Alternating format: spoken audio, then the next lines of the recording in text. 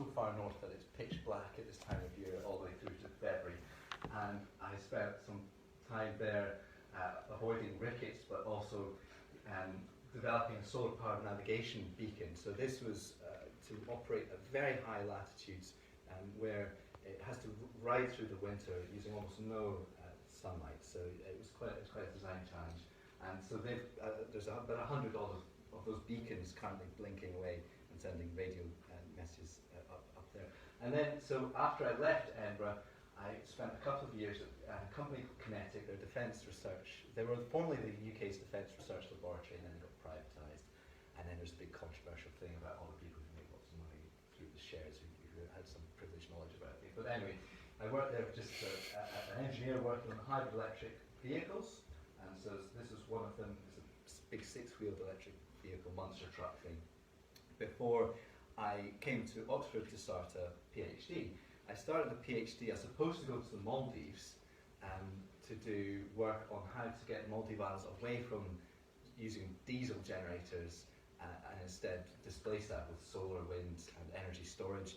And that picture there in the centre shows the Maldive president at the time, President Nasheed, signing a declaration underwater that the Maldives was to go carbon neutral.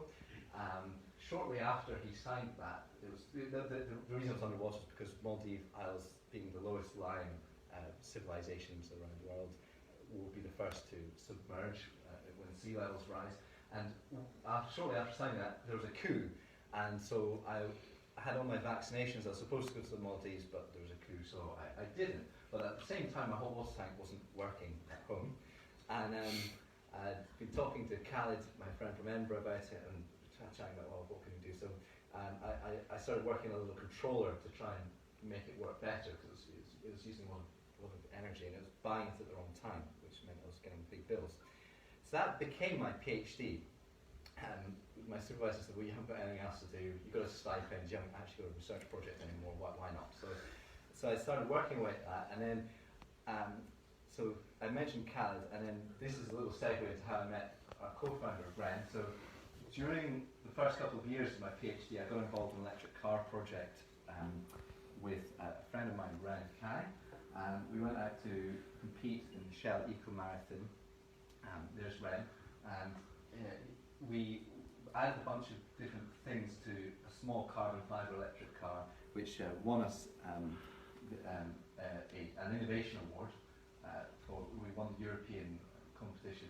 There's 200 vehicles, and we didn't win on fuel efficiency, we won on innovation, which is a polite way of saying, we've got great ideas, it doesn't quite work.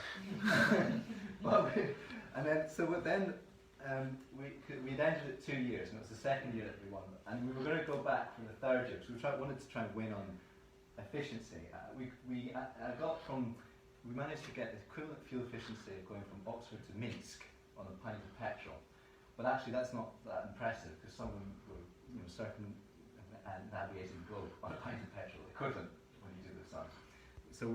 But then we figured out actually that would not be so fun, and we would have to have such a great deal of investment and backing behind us to get bespoke components that actually wouldn't be so fun, it wouldn't be such a challenge for us. So we decided actually we would enter a competition. So that's the first source of financing. And the competition was called Climate Kick, and it's a European public, private fund, and they host panels where people pitch, and they're assessed